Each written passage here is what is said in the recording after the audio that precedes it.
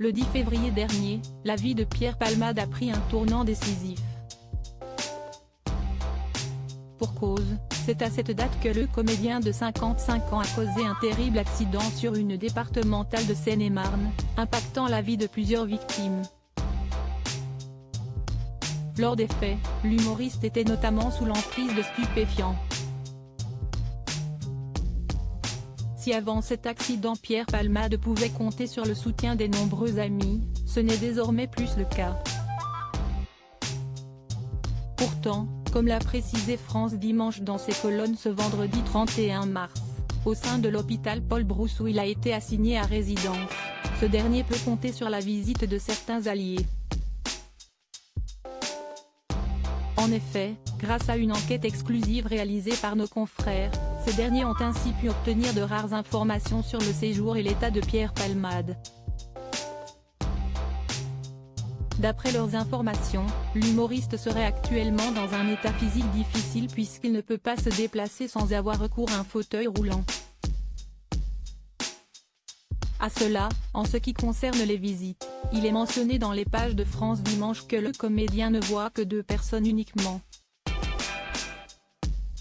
À savoir son avocate, Céline Lazec, mais également sa sœur Hélène, chirurgienne dentiste demeurant à Bordeaux.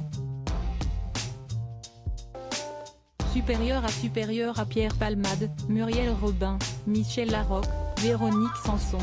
Les femmes de sa vie. Muriel Robin, sa première déclaration sur l'affaire. Si Pierre Palmade et Muriel Robin ont entretenu, au cours des années, une amitié sans faille, tout porte à croire qu'après l'accident causé par l'humoriste, son ami a rapidement fait en sorte de prendre ses distances.